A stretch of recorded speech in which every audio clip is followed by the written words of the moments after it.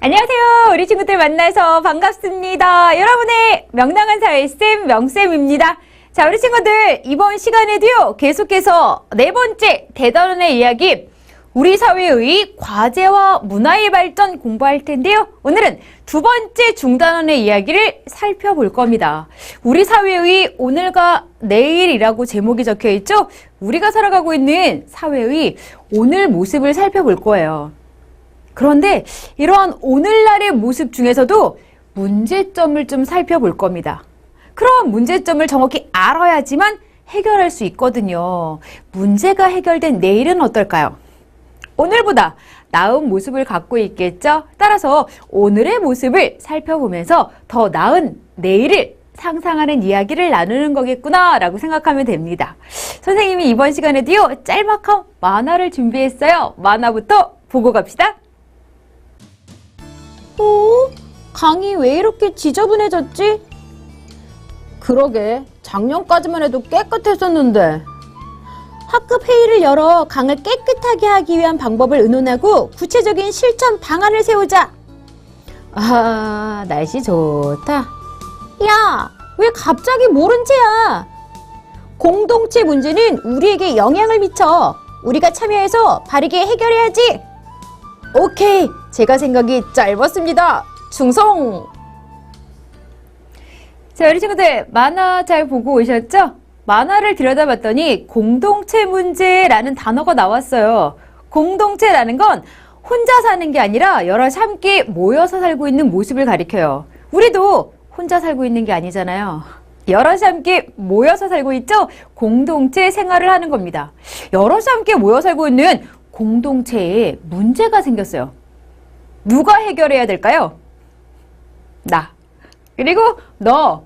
우리가 함께 해결해야 돼요. 공동체라는 것 자체가 우리가 모여 살고 있는 그러한 모습을 가리키잖아요. 당연히 공동체에 모여 살고 있는 우리가 협력해서 공동체 문제를 해결해야 합니다. 첫 번째 이야기 바로 이거예요. 공동체에 문제가 발생했어요.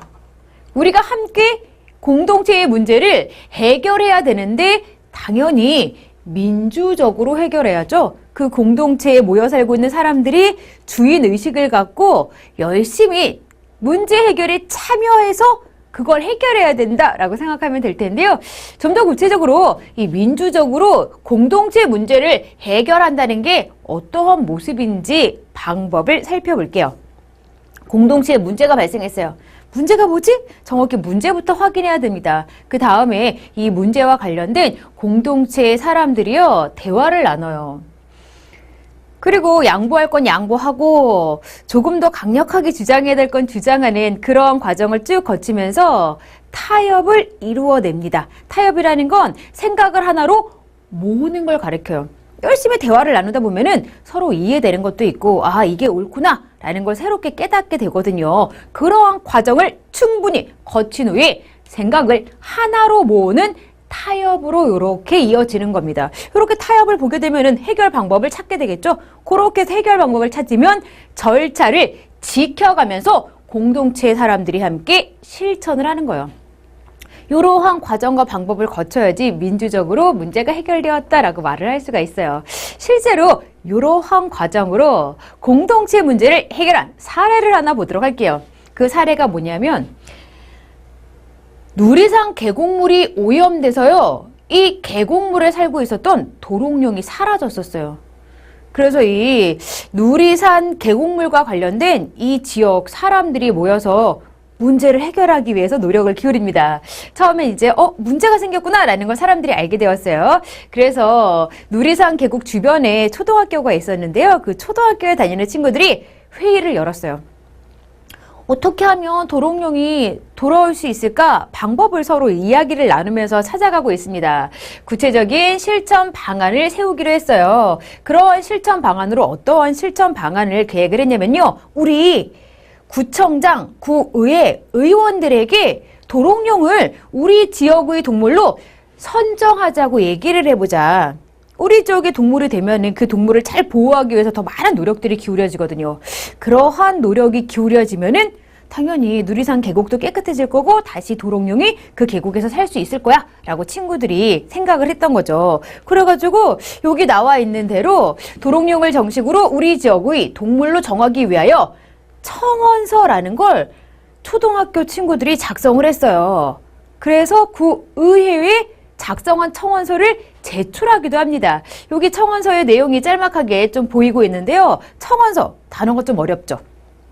청원서라는 건 국민이 국가기관에 대하여 어떤 것에 대한 의견이나 희망을 문서로 제출하는 거예요. 사실 청원서라는 단어가 무언가를 요청한다, 무언가를 원한다 라고 좀 풀어서 이해하시면 좋을 것 같아요. 국민이 국가기관에 이것 좀 해주세요 라는 희망사항을 글로 적어서 제출하는 걸 청원서라고 부르는 거예요.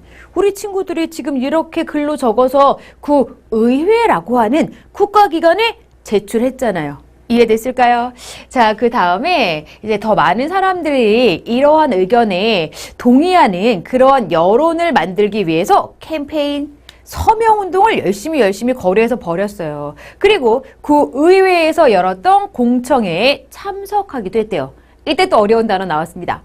공청회는 뭐예요? 공청회. 공청회라는 건요, 국가나 지방자치단체가 중요한 사항을 결정할 때 국민이나 전문가의 의견을 듣는 공개적인 회의를 가리켜요.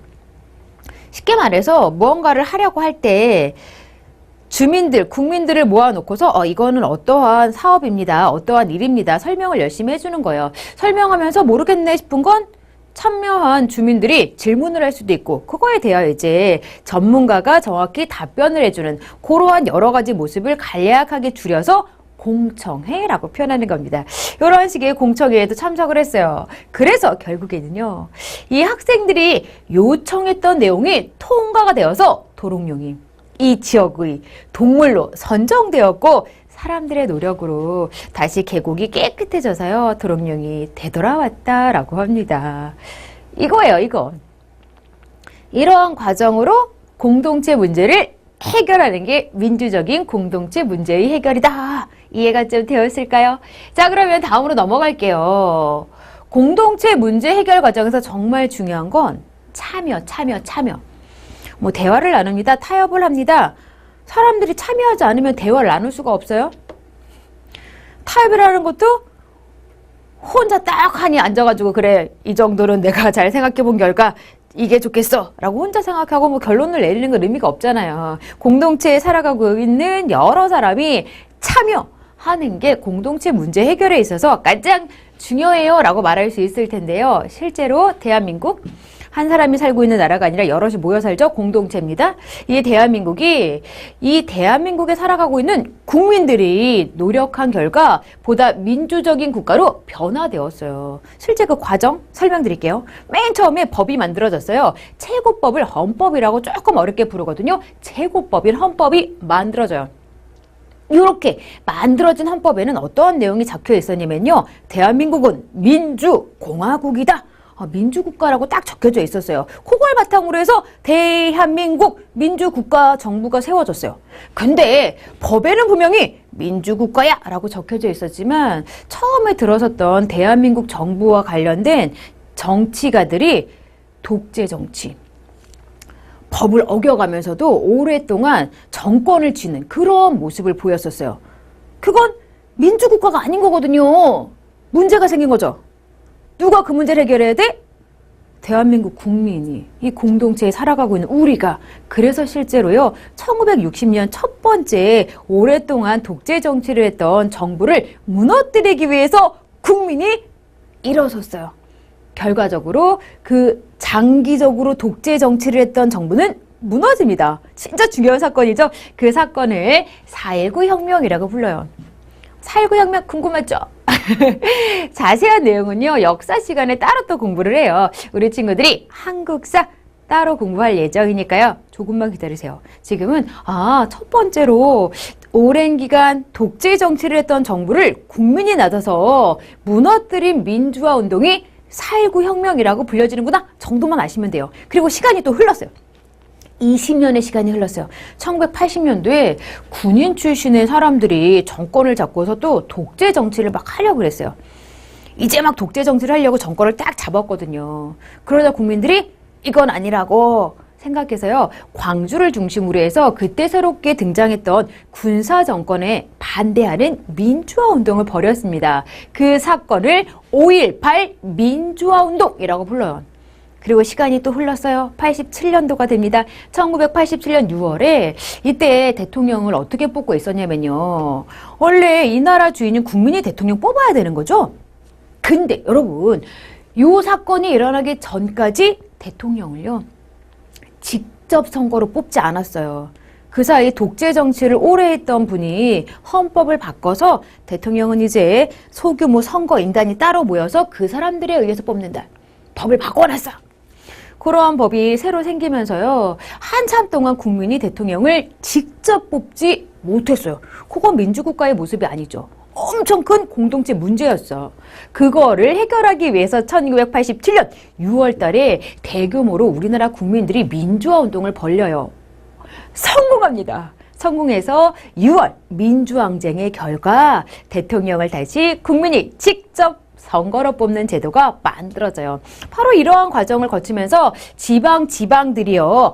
자유롭게 그 지방 주민들과 함께 그 지방의 특징과 연관지어서 그 지역을 다스릴 수 있는 지방자치라는 것도 확대 실시가 되고 있습니다. 바로 이렇게요. 여러 국민들이 열심히 참여해준 덕분에 우리나라가 민주주의 국가로 변화된 거예요. 간략하게 또 정리 한번 들어갑니다.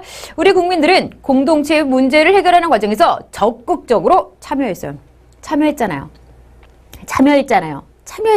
그렇죠? 이렇게 참여한 노력이 우리나라의 민주주의 발전에 큰 밑거름이 되었습니다. 그래서 다시 한번 공동체 문제 해결 과정에서는 뭐가 중요해요? 참여가 중요해요. 이해되었어요? 자, 그러면 어떤 방법으로 우리가 공동체 문제 해결에 참여할 수 있을까요? 방법을 또 알아야지 제대로 참여할 수 있죠. 첫 번째, 선거 및 투표하기. 선거하고 있는 모습이 보이죠. 여러분 아직 나이가 적어서 선거에 직접 참여할 수가 없어요. 그렇지만 시간 지나면 누구나 다 나이 먹죠. 우리나라는요, 일정 나이에 이르면 누구나 선거 투표를 할 수 있도록 법에 보장해 두고 있기 때문에 지금은 선거와 투표를 할 수는 없지만 조금만 기다리시면 반드시 이러한 방법으로 참여할 수 있어요. 언론을 통하여 의견 제시하기. 인터넷 같은 곳에 여러분이 의견을 올리는 게 이러한 모습이구나 라고 보시면 됩니다. 그리고 설문조사에 참여하기. 공동체 문제 해결을 위해서 여러 가지 방법을 찾아가는 과정에서 설문조사를 할 때가 있어요. 그런 설문조사에 참여할 기회가 있다면 참여하면 좋겠죠. 그리고 1인 시위하기. 한 사람 한 사람이요. 자신이 이러한 방법으로 문제를 해결하길 바란다 라고 생각하는 게 있다면 1인 시위를 벌일 수도 있습니다. 정당이나 시민단체 만들기, 또는 정당이나 시민단체가 이미 만들어져 있는데 마음에 드는 게 있다면 거기에 가입해서 다른 사람들과 함께 행동을 옮겨도 됩니다. 이렇게 먼지 없이 살고 싶다라고 하면서 지금 환경과 관련된 시민단체에서요. 미세먼지 등을 좀 줄이기 위해서 여러 가지 노력을 벌입시다 라고 하는 캠페인을 벌이고 있는 거예요. 이런 식으로 평상시에 나는 환경 문제에 관심이 많아요. 나는 인권 문제에 관심이 많아요. 나는요, 평화 문제에 관심이 많아요. 라는 생각을 가지고 있는 친구들이 있다면 그것과 관련해서 활동하고 있는 시민단체를 좀 알아보도록 하세요. 마음에 드는데? 라는 시민단체가 있다면 그 시민단체에 가입해서 여러 가지 활동을 함께 할 수도 있습니다. 그리고 정당이라는 게 짠 단어가 어렵죠? 정치하려고 사람들이 모여있는 그러한 집단을 정당이라고 불러요. 우리나라도 정당이 엄청 많이 있거든요. 그런 정당 중에서 마음에 드는 정당이 있다면 그 정당과 함께 여러 가지 실천을 할 수도 있고요. 마음에 하나도 안 들어요. 새로 만들 수도 있어요.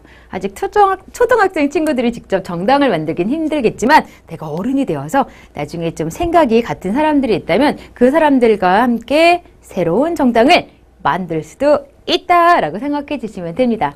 됐을까요? 자, 그리고요, 선생님이 인터넷에 의견 올리는 게 언론을 통하여 의견 제시하는 거랑 똑같은 거예요? 라고 아까 좀 그런 식으로 설명을 해갖고 완전 똑같은 거라고 좀 오해하고 있는 친구들이 있을까봐 조금 더 추가해서 설명할게요. 이 신문, 텔레비전, 인터넷 이런 걸 통해서 여러분이 의견을 제시할 수 있는 거예요. 근데 이런 것 중에 가장 여러분이 쉽게 사용할 수 있는 게 인터넷이다 보니까 선생님이 인터넷에 의견 올리는 게 언론을 통하여 의견 제시하는 거랑 비슷한 거예요 라고 설명을 한 건데, 반드시 언론을 통해 의견을 제시하는 방법이 인터넷만 있는 건 아니에요. 뭐 텔레비전에서 어떠한 프로그램에 참여해서도 여러분이 의견을 제시할 수 있는 거고요. 신문에 글을 실으면서 의견을 제시할 수도 있어요. 근데 여러분은 뭐 텔레비전 토론회에 참여한다, 신문에 글을 실는다 라고 하는 걸 아직 어려서 잘 못하다 보니까 선생님이 여러분이 좀 더 손쉽게 할 수 있는 인터넷에 의견 제시하는 거 가장 쉽게 언론을 통해서 의견을 제시하는 겁니다 라고 설명을 했던 거예요. 이해가 좀 더 잘 되었을까요? 자, 이렇게 해서요, 우리가 처음으로 이야기 나눈 거 공동체 문제는 어떻게 해결하는지 그 과정, 방법 등등을 잘 살펴봤습니다. 자, 우리 친구들, 우리가 앞에서 우리 사회의 오늘과 내일 공부하기 시작했잖아요. 조금 더 공부할 내용이 있거든요. 오늘날 우리 사회에서 관심을 갖고 해결해야 될 문제 중에는요, 이거 분단으로 인한 우리 민족이 겪고 있는 어려움입니다. 분단, 남북한이 지금 나뉘어져 있잖아요. 근데 이런 분단의 결과 북한에서요, 이탈해서 남한에 와서 거주하고 계시는 북한 이탈 주민이라는 분들이 등장을 했어요. 여기 그래프에 나와 있다시피 우리나라에 들어온 북한 이탈 주민의 수는 엄청 늘어났어요. 그 인원이 굉장히 많아요. 근데 이렇게 해서 우리나라에 함께 살고 있는 북한 이탈 주민들이 엄청나게 많은 어려움을 겪고 있대요. 문제야, 그죠? 이 문제 해결하기 위해서 노력해야지 더 나은 내일을 만들 수 있거든요. 조금 더 구체적으로 북한 이탈 주민들이 겪고 있다는 문제가 뭘까? 그러한 문제를 해결하기 위해서는 어떠한 노력이 필요할까? 알아보도록 합시다. 일단 북한의 많은 사람들이요, 식량이 부족해 경제적 어려움 등등 때문에 1990년대 중반 이후 북한을 떠나서 남한에 들어온 사람들이 엄청 많아요. 한 2만 명 이상이 벌써 되었다고 합니다. 자, 그런데요, 이 분들이요, 대체로 의사소통의 문제를 겪고 있어요. 북한은 외국에서 들어온 말을 거의 쓰지 않거든요. 근데 우리나라 같은 경우는 아이스크림, 외래어로 이미 자리 잡혀져 있잖아요. 게다가 외래어만 쓰는 게 아니라 외국어도 엄청나게 많이 우리나라 말과 섞어서 사용을 하고 있어요. 센스 있다, 그럼 한국 사람들은 다 알아들어. 북한 이탈 주민들은 센스 있다가 뭡니까? 이런 식으로 외국어가 중간중간에 사용이 되면은 그 문장 전체가 무슨 뜻인지 이해하기 어렵대요. 뿐만 아니라 외래어를 완전히, 그러니까 외국에서 들어온 말인데 우리말로 대신하지 않고 그 말을 그대로 사용하고 있는 게 외래어거든요. 이제 그러한 것 같은 경우는 더더욱 북한 이탈 주민들에게는 낯선 단어가 되다 보니까 이야기를 나누는데 커다란 어려움을 겪고 있습니다. 사실 사람 사이에서 말이 안 통하는 건 진짜 큰 문제거든요. 서로 이야기를 주고받았는데 뒤돌아서 뭔 얘기한 거야 도대체? 서로 나눈 이야기의 뜻을 이해 못하면 진짜 생활이 어려울 거잖아요. 그런 문제를 수시로 겪고 있고요. 북한 사투리에 대해서 우리나라 사람들이 편견을 가지고 있는 게 있대요. 안 좋게 보는 거예요. 근데 말이라는 건 어렸을 적부터 입에 배서 습관이다 보니까 쉽게 바꿀 수가 없거든요. 북한 이탈 주민들이 사투리를 쓰고 싶지 않더라도 그냥 나오는 거예요. 그런 사투리를 쓰는 사람을 만나면 우리나라 사람들이 북한에서 온 사람들이구나, 이렇게 안 좋은 시선으로 바라본다는 거예요. 더불어서 자녀 교육비가 너무 많이 지출되다 보니까 이거를 감당하기 어려워요. 자녀의 학교 부적응 문제, 부모도 북한 이탈 주민들은 여러 가지 어려움 때문에 적응을 잘 못하는데 어린 자녀분들도 더더욱 학교 생활에 적응을 못하고 또 학교에 다니고 있는 또 다른 친구들이 그 가족을 조금 전에 말했다시피 편견으로 대하는 경우도 많대요. 엄마, 애들이 나를 좀 다른 사람으로 구분해서 대하는 것 같아. 이러한 걸 일상적으로 겪다 보니까 학교에 다니고 싶지 않아, 이런 생각을 갖게 되는 거죠. 경제활동 및 생계유지 문제도 일어나고 있다. 일자리 구하는 것도 북한 이탈 주민들이 엄청나게 어려움을 겪고 있는 내용 중에 하나거든요. 일자리를 못 구해 돈을 못 벌어 당연히 생활을 유지하기가 힘들겠죠. 이러한 식으로 다양한 어려움을 겪고 있습니다. 조금 더 자세하게 문화적인 어려움, 심리적인 어려움, 경제적인 어려움 살펴볼게요. 자, 문화적으로는요, 복잡한 지하철, 버스 타는 거. 북한은 이러한 식의 교통수단이 발달되어져 있지 못하다 보니, 뭐야, 이거. 뭐, 이제 뭐, 광역버스도 있고, 뭐, 간선버스도 있고, 색깔별로 좀 버스도 나뉘어져 있는데, 어머, 파란색이 어떤 버스라 그랬더라, 빨간색은 어떤 버스라 그랬더라, 어이구, 헷갈려. 이런 식의 또 어려움을 겪고 있고요. 매달 은행에 공과금 내는 거. 대형 상점에서 물건 사는 것 등 문화 적응에 어려움을 겪고 있습니다. 그리고 심리적으로는요, 북한 이탈 주민분들 중에는요, 아직도 가족의 몇몇이 북한에 남아있는 경우가 있어요. 그거를 떠올렸을 때 북한에 두고 온 가족 얼마나 그립겠습니까? 아마 살아생전은 다시 못 만날 수도 있거든요. 새로운 생활에 대한 불안감, 이런 것 때문에 심리적인 안정을 찾기 어렵다라는 겁니다. 게다가 일자리 얻는 것이 어렵다니까요. 일자리를 얻는 것이 쉽지 않아서 자신의 능력을 발휘하기도 힘들고 돈이 없다 보니까 경제적으로 여러 가지 어려움을 겪고 있어요. 자, 대표적으로요. 자, 문화 이지라라는 걸 또 살펴보도록 할 텐데요. 문화가 서로 다르다 보니까 겪는 어려움이 크다라고 설명했었죠. 분단으로 남북한이 오랫동안 서로 만나지 못했어요. 끊겼어, 교류가. 이렇게 단절된 상태에서 남한과 북한의 주민들이 생각하는 방식, 대표적으로 쓰는 말이 많이 달라졌고 노래와 춤, 생활 풍습도 달라졌습니다. 북한 사회는 평등과 집단의 이익을 지나치게 우선시하는 반면에 우리나라는 개인의 자유와 이익을 더 중요하게 하는 그러한 특징을 가지고 있거든요. 여럿이 함께 해야 돼, 여럿이 함께. 게다가 그 여럿이 평등해야 돼. 이런 걸 북한 사회는 중요하게 여긴다는 거예요. 생각하는 방식이 달라요.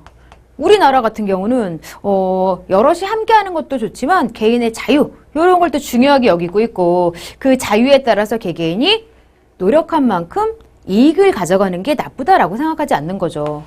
열심히 노력해서 자유롭게 그럼 그런 결과를 개인이 가져가는 거 그건 나쁜 게 아니야. 북한 사회는 그래 그럴 수 있어. 뭐 개개인이 자신의 능력에 따라서 서로 다른 것에 다른 결과를 이익으로 가져갈 수는 있겠지만 그것보다는 여럿이 똑같이 좀 서로 능력이 다르더라도 결과를 똑같이 평등하게 나누는 거 그게 중요하지 않겠어? 라고 생각을 한다는 거예요. 서로 중요하게 여기는 게 다르다 보니까 생각하는 방식 당연히 달라지겠죠. 그리고 말이 특히 다릅니다 라고 설명했는데요. 북한은요, 평양말을 중심으로 해서 정해진 문화어. 우리나라는 서울말을 중심으로 해서 만들어진 표준어. 이렇게 문화어, 표준어, 표현도 벌써부터 다르잖아요. 이러한 거. 맞춤법, 체계 등이 매우 많이 달라졌어요. 그래서 의사소통이 어려운데 몇 가지 예를 선생님이 보여줄게요. 이제 우리나라의 표준어, 북한의 문화어. 자, 주스, 외래어인데요. 이미 우리는 음료수 중에서 주스라고 불려주는 음료수가 딱 있는 거예요. 외래어인데 우리나라 표준어로 사용되고 있어요. 북한 같은 경우는 외래어 거의 쓰지 않아요 라고 말씀드렸죠. 주스라는 단어 안 쓰고 과일, 단물입니다. 도넛, 가락지빵, 도시락, 곽밥, 잡곡밥, 얼럭밥, 화장실, 위생실, 주차장, 차마당, 유모차, 애기차, 벙어리장갑, 통장갑, 가위바위보, 가위주먹. 학교에서 친구들끼리 가위가위보 하자 라고 했는데 북한 이탈 주민 친구는 가위주먹! 끝이야! 가위가위보도 제대로 못한다는 거잖아요. 더불어서 고라 떨었다를 북한 말로 바꾸면 노그라 떨어지다 라고 바뀐다고 합니다. 이런 식으로 표가 나란히 정리가 되어져 있으니까 곽밥이라는 단어를 들으면 곽에 넣어서 싸갖고 다니는 도시락? 이라는 게 이해가 되지만 요 옆에 표가 없으면 도대체 이게 무슨 말인지 우리나라 사람들이 처음 들었을 때 이해하기 어렵겠죠. 거꾸로 북한 이탈 주민들은요. 우리나라 사람들이 사용하고 있는 이러한 말들이 무슨 뜻인지 처음 들으면 못 알아들어요. 그래서 문화의 이지라가 커지고 있고 의사소통부터 어렵게 북한 이탈 주민들은 느끼고 있는 거야 라고 생각하시면 돼요. 자, 그럼 이제 해결합시다. 해결. 함께 살아가고 있는 공동체 구성원이잖아요. 그죠? 해결하려고 노력해야 돼요. 첫 번째, 북한 이탈 주민과 더불어 살아가야 되는 까닭은 뭡니까? 하나가 되어 함께 살아갈 북한 동포를 이해하고 다가올 통일을 준비하는 과정이기도 하기 때문이에요. 현재 이미 함께 남한이라는 공동체에서 살아가고 있어요. 그런 점에 있어서도 함께 이곳에 살아가고 있는 사람들의 어려움을 무시하는 건 나쁜 거죠. 함께 이해하고 해결하려고 노력해야 되는 거고요. 더불어서 남북이 통일을 이룰 확률이 매우 높은 거잖아요. 조금 더 평화적으로 지내기 위해서 노력해야 되잖아요. 가장 가까운 이웃한 지역과 총칼을 들이대면서 평생 살아가는 건 우리에게도 꾸준히 안 좋을 거기 때문에 평화적인 관계로 발전하기 위해서도 북한 이탈 주민들과의 어려운 문제를 해결하려고 노력해야 되는 거예요. 자, 그러면요, 어떻게 해결할 수 있는지 살펴볼까요? 사회적 편견에 대해서는요, 북한 이탈 주민에 대한 존중, 배려를 해주는 게 중요해요. 그들의 생각과 생활 방식에 대한 잘못된 생각을 버리고 우리와 다르다는 것을 이해하고 존중하려고 노력해야 됩니다. 경제적으로 겪고 있는 어려움 같은 경우는요, 북한 이탈 주민들의 학력, 경력 만만치 않은데도 남한에서 제대로 일자리를 못 구하고 있는 거거든요. 그들에 대한 편견 때문에 제대로 그들의 능력을 인정하지 못해서 그래요. 그렇기 때문에 그들이 북한에서 쌓은 학력, 경력을 바탕으로 자신의 능력을 발휘할 수 있도록 제도적으로 지원해주고 이들을 고용하는 기업 또한 정부가 지원해서 이분들을 고용하는 기업을 늘리려고 노력해야 돼요. 그리고 이분들은 가족의 일부를 북한에 남겨두고 오신 경우도 있다 그랬죠. 가족에 대한 그리움, 남겨놓은 가족들을 남한으로 데리고 온다. 그런 건 우리가 직접적으로 할 수 있는 게 아니에요. 따라서 이분들이 속으로 겪고 있는 그리움 등에 대한 문제는요, 따뜻한 격려, 위로, 그분들의 심정을 이해하고 그분들을 최대한 무시하지 않으려고 노력하는 게 필요하다라고 생각하면 돼요. 마지막, 언어 사용의 어려움. 남한에서 살아가고 있기 때문에 우리가 북한말을 배웁니다. 라고 하는 건 제대로 된 방법이 아니고요. 이 남한에서 이용되고 있는 언어를 북한 이탈 주민들이 잘 습득할 수 있도록 우리말을 배우고 가르치는 기회를 늘려줘야죠. 북한 이탈 주민에게 우리말을 배울 수 있는 교육의 기회를 제공해 준다. 그로부터 의사소통의 어려움을 조금씩 줄여나간다. 라고 정리하면 되겠습니다. 자, 이렇게 해서요. 오늘날 우리 사회가 해결해야 될 문제로 북한 이탈 주민들이 겪고 있는 어려움, 그런 어려움을 어떻게 해결할 수 있는지 여러 가지 방법들을 정리해 봤습니다. 개념 정리 마무리하도록 할게요.